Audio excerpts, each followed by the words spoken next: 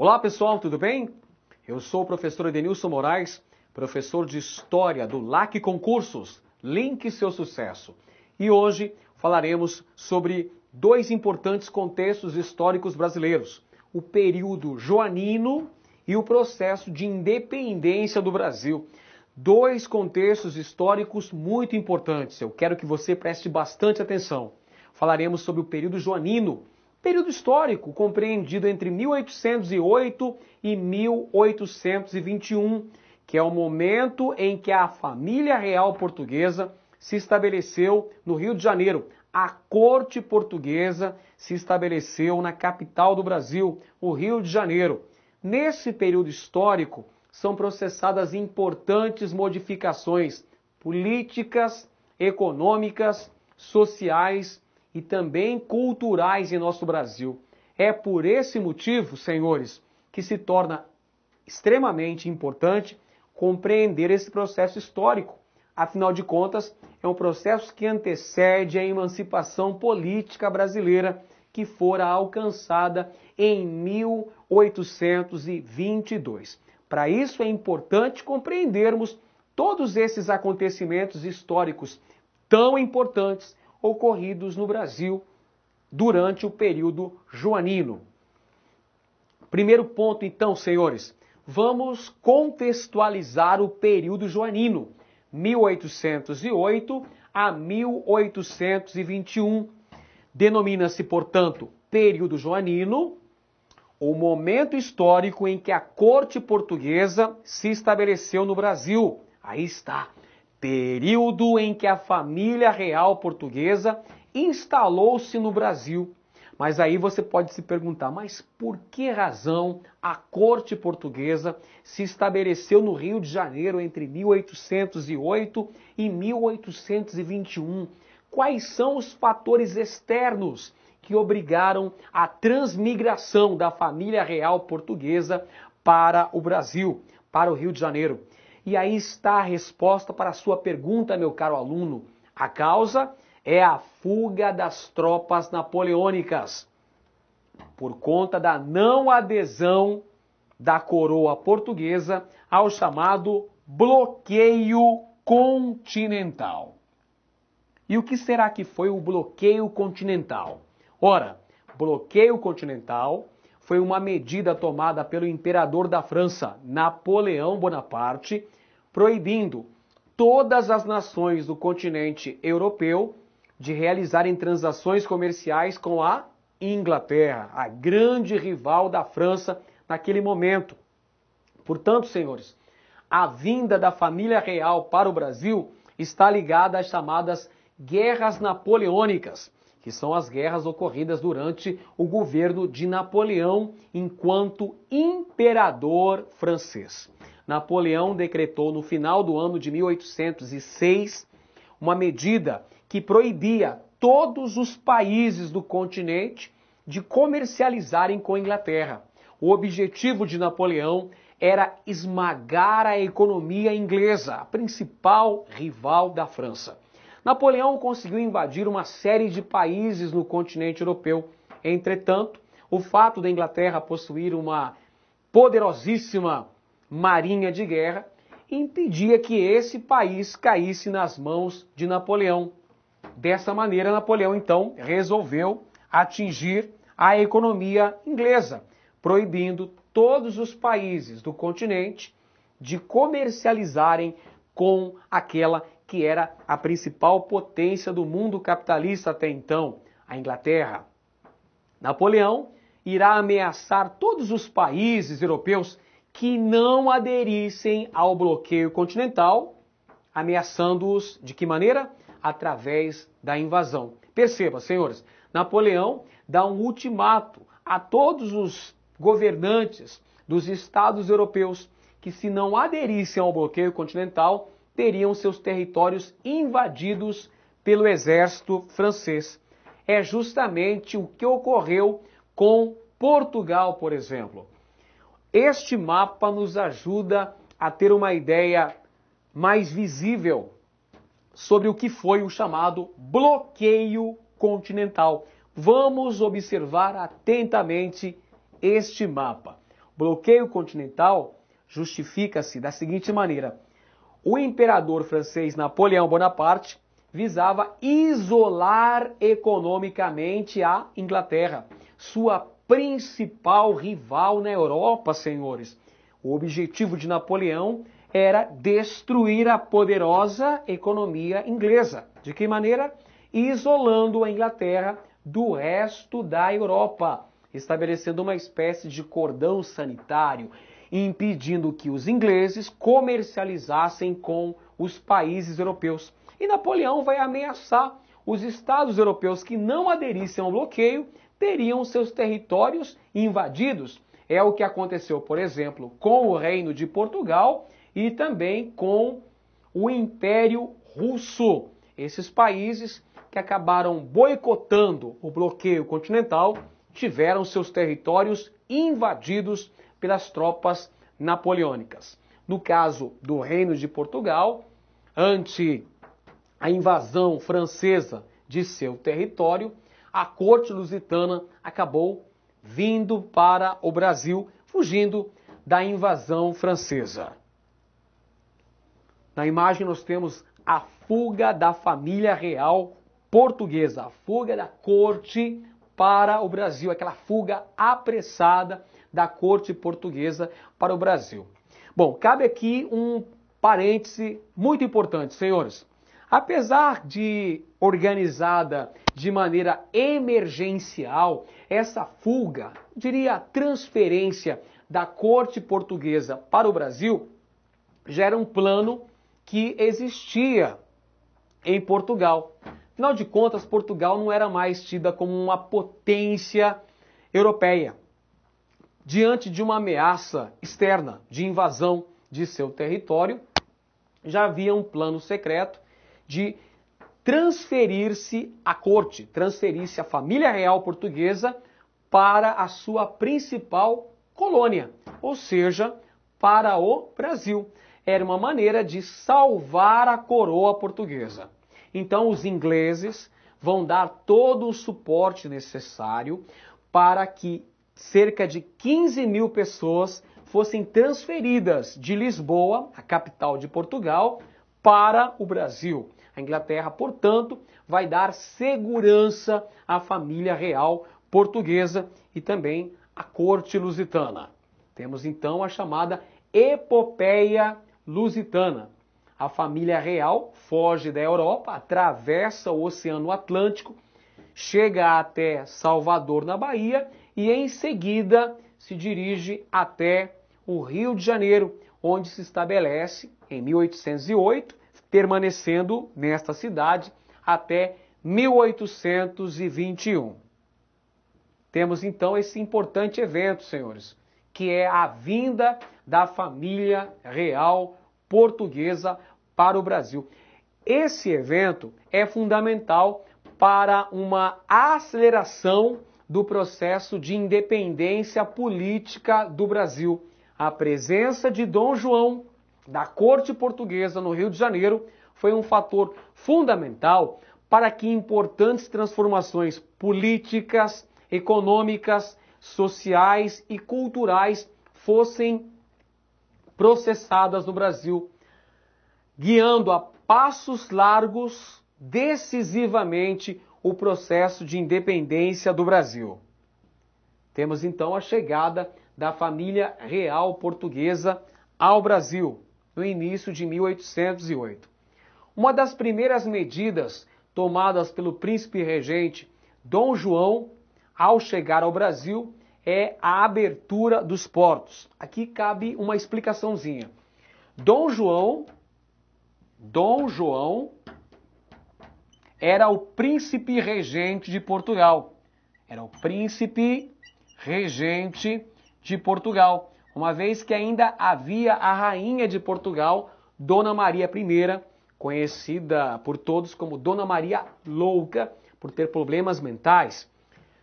Diante da impossibilidade de Dona Maria continuar governando Portugal, Dom João assume o posto de príncipe regente de Portugal.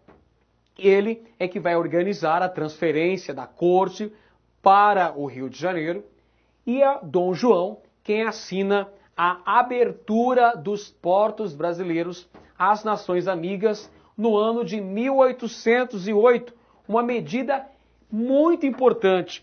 Qual é o significado histórico da abertura dos portos às nações amigas em 1808? Anote aí no seu caderno. A abertura dos portos significou uma ruptura, uma extinção, o fim do chamado Pacto Colonial. E aí, você se lembra o que era o Pacto Colonial? Vamos relembrar então, senhores. O Pacto Colonial era um conjunto de relações entre a metrópole, no caso Portugal, e a colônia, o Brasil. Através do Pacto Colonial, apenas a metrópole poderia explorar economicamente a sua colônia. Apenas a metrópole poderia vender produtos manufaturados para a sua colônia. Ou seja, a exploração econômica do Brasil era incumbência exclusiva do reino português. Quando Dom João VI assinou o documento da abertura dos portos brasileiros às nações amigas, ele rompeu com o Pacto Colonial. E você pode se perguntar, por que será que Dom João VI tomou essa medida? Ora, ele vai atender aos anseios dos ingleses, dos comerciantes ingleses que estavam ávidos de vender suas mercadorias, seus produtos manufaturados no mercado brasileiro. Uma exigência do governo britânico, lembre-se que a Inglaterra, a Marinha de Guerra inglesa, fez a segurança da corte portuguesa ao atravessar o Atlântico e chegar até o Brasil. Sendo então, claro que como pagamento por esse serviço de segurança para a corte portuguesa, lógico, meu caro aluno, a Inglaterra exigiu a abertura dos portos brasileiros para as nações amigas. Quando eu digo nações amigas, fica implícito o quê, meu caro aluno? Fica implícito, claro, que a principal nação amiga de Portugal nesse contexto histórico era a Inglaterra. Claro que essa abertura dos portos se estendia a vários países europeus, mas temos que ter a clara ideia de que o país que mais se beneficiou com essa medida foi, sem sombra de dúvidas, a Inglaterra. Em 1810, são celebrados novos acordos entre Portugal e a Inglaterra, com destaque para os tratados de comércio e navegação, além do tratado de aliança e amizade. 1810, nós temos outro tratado importante. Aliás, são dois tratados: comércio e navegação, aliança e amizade. Tratado de aliança e amizade, proibição da Inquisição no Brasil e fim gradual do tráfico negreiro. Todos sabem que Portugal, um país católico, implantou a religião católica no Brasil. Os ingleses, país protestante. Então, claro que viriam súditos do rei da Inglaterra para o Brasil, comerciantes ingleses se instalariam no Rio de Janeiro, no Brasil como um todo, e eles não poderiam sofrer nenhum tipo de perseguição. É por esse motivo que em 1810 nós temos a celebração do Tratado de Aliança e Amizade, que proibia a Inquisição no Brasil, ou seja, os súditos ingleses não poderiam sofrer quaisquer tipos de perseguição no Brasil. Além disso, o Brasil Portugal se comprometeria a gradativamente acabar com o tráfico negreiro. Além disso, senhores, nós temos o Tratado de Comércio e Navegação, pelo qual as tarifas alfandegárias inglesas seriam reduzidas. Para você ter uma clara noção do que eu estou falando, é o seguinte: os produtos provenientes da Inglaterra pagariam 15% de tarifa alfandegária. Os produtos provenientes de Portugal pagariam 16%. E os produtos provenientes de outras nações, por sua vez, pagariam 24%. Como você pode perceber, esse tratado de comércio e navegação beneficiou sobremaneira os comerciantes ingleses. Afinal de contas, os produtos manufaturados provenientes da Inglaterra entravam no Brasil pagando menos impostos do que as próprias mercadorias produzidas em Portugal. Portanto, senhores, é importante que você anote que esse tratado foi muito importante para uma verdadeira avalanche de mercadorias inglesas no Brasil. Afinal de contas, a Inglaterra tinha uma série de privilégios com esses tratados assinados. Vamos recapitular. São dois tratados importantes. O primeiro, 1808, a abertura dos portos brasileiros às nações amigas. 1810, Tratado de Comércio e Navegação. Esses acordos, firmados entre a coroa portuguesa e o governo inglês, favoreceram em muito os comerciantes da Inglaterra. Vejamos agora, meus amigos, as principais realizações do príncipe regente Dom João no Brasil. Primeira medida importante: permissão para a produção de manufaturas. Ou seja, nós temos a revogação do alvará de Dona Maria I, alvará de 1785. Vamos então acompanhar o contexto histórico.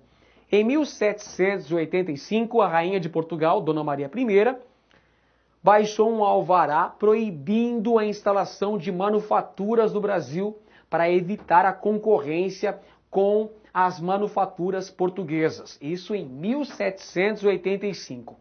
Ao se instalar no Brasil, Dom João vai permitir a produção de manufaturas no Brasil. Entretanto, esse projeto foi frustrado. E quais são os fatores que levaram à frustração desse projeto manufatureiro brasileiro implementado durante o período joanino? Ora, senhores, duas razõezinhas básicas que você pode anotar no seu caderno como causas principais do fracasso desse projeto de instalação de manufaturas no Brasil. Em primeiro lugar, o trabalho nesse período era baseado na escravidão, o que já limitava em muito o mercado consumidor. Tínhamos um mercado consumidor bastante escasso. Segundo ponto, e o mais importante deles, é o fato de que os produtos manufaturados brasileiros não teriam condições de concorrer com os produtos manufaturados ingleses, que eram de melhor qualidade e mais baratos. Por esses dois motivos é que o projeto de instalação de manufaturas no Brasil durante o período joanino não deu certo, devido então ao escasso mercado consumidor e principalmente à concorrência inglesa. Dom João também criou a Academia Militar no Brasil, criou o Banco do Brasil. Olha uma outra medida importantíssima. No ano de 1808, Dom João criou o Banco do Brasil para fomentar as atividades econômicas em nosso país. Criação do Banco do Brasil. Em 1808, uma das mais importantes realizações de Dom João no Brasil. Criação também da imprensa régia, ou seja, da imprensa real, pois até então era proibida a instalação de jornais no Brasil. Era proibida a instalação de jornais em território brasileiro, uma proibição real.